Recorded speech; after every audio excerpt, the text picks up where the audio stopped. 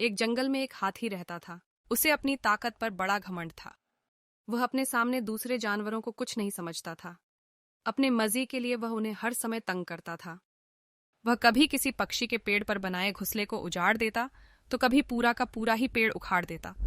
कभी बंदरों को उठाकर पटक देता, तो कभी खरगोशों को अपने पैरों तले रोनत देता। सभी जानवर उससे परेशान थे, लेकिन उसकी ताकत के सामने कुछ कर नहीं पाते थे। एक दिन हाथी नदी से पानी पीकर लौट रहा था। वहीं नदी किनारे एक पेड़ के नीचे चींटियों का बिल था। आसपास ही चींटियां अपने काम में जुटी हुई थीं। बरसात के पहले वे अपने बिल में भोजन इकट्ठा करने मेहनत कर रही थीं। हाथी को मस्ती सूझी और उसने अपनी सुंड में भरा पानी चींटियों के बिल पर डाल दिया। चींटियों का बिल उजड़ गया। अपना घर उजड़ जाने के बाद भी डर के कारण चींटियां हाथी से कुछ कह नहीं पा रही थी। लेकिन एक चींटी को बहुत गुस्सा आया। वह बिना डरे तेज आवाज में हाथी से बोली, ये क्या कर दिया तुमने? हमारा घर उजाड़ दिया। अब हम क्या करेंगे?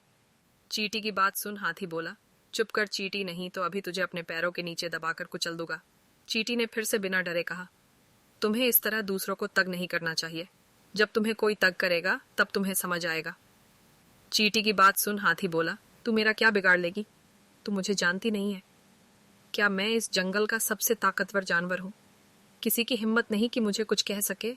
तूने पहली बार यह गलती की है, इसलिए माफ कर रहा हूं। आइंदा ध्यान रखना, नहीं तो मारी जाओगी। हाथी धमकाते हुए बोला।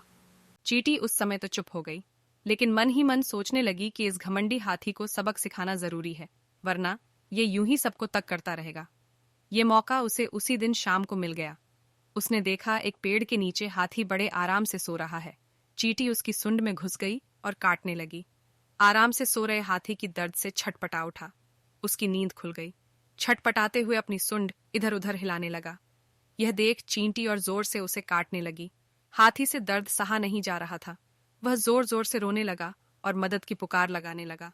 लेकिन उसकी मदद को कौन आता? उसने तो जंगल में सबको परेशान कर रखा था। चींटी उसे काटती रही और वह दर्द से चीखता रहा।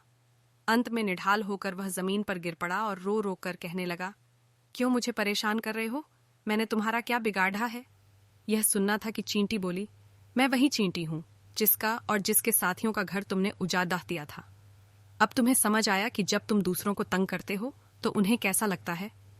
मुझे सबक मिल गई। मैं तुमसे माफी मांगता हूं और वचन देता हूं कि फिर कभी किसी को तंग नहीं करूंगा।